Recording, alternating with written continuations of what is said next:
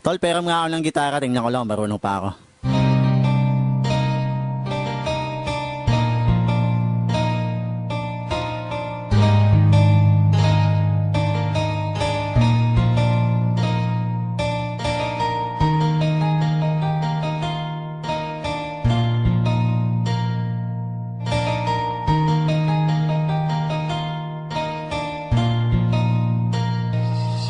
Hindi ba simula sa pagkabata tayo'y madalas na naghahabulan, walang pakialam kahit na madulas ka.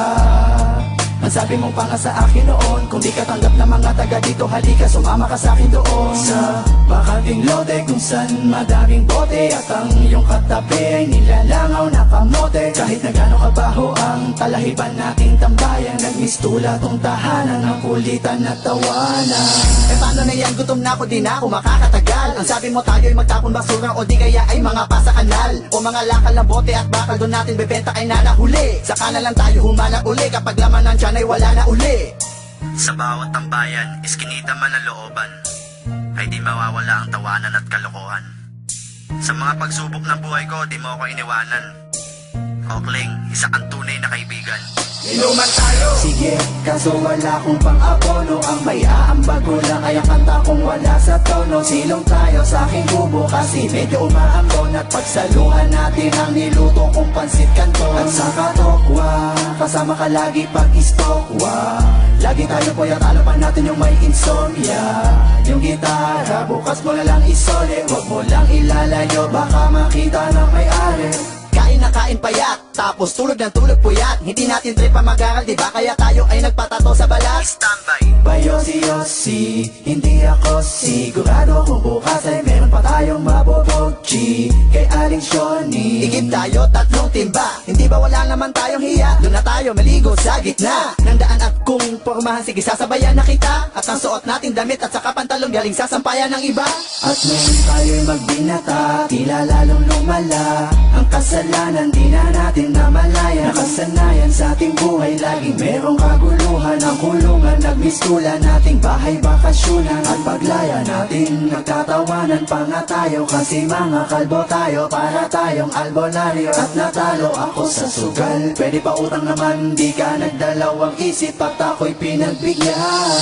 Andito na ang kaibigan ko. Andito na ang kaibigan ko. Andito na ang kaibigan ko. Na hanggang sumaklolo.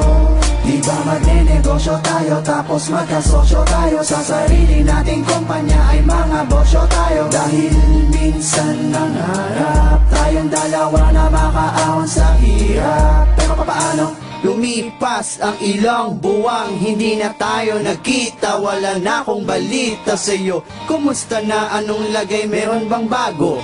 Nakakamiss din pala ang tarantadong talentado kong kaibigan. Teka, nag-text siyo, isang masamang balita na ikinasama ng aking loob. At hindi ko napigilan ang pagluha ng mata nang mabasa kong patay ka na pala.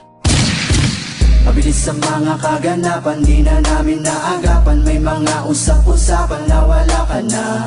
Tangina, hindi magandang biro yan. Sinong nanakit sa'yo, turo mo sa'kin sino yan. Kung sino pa ang mabait na nilalang ay siya pa ang pinaslang. Dapat di na lang, ikaw iba na lang. Sa dami ng mga pinagsamahan natin ay paano ko tatanggapin? At tanda mo na iniwanan mo sa'kin ay mag-isa ko na lang lalanghapin. Iniwan ako ng kaibigan ko. Iniwan ako ng kaibigan ko.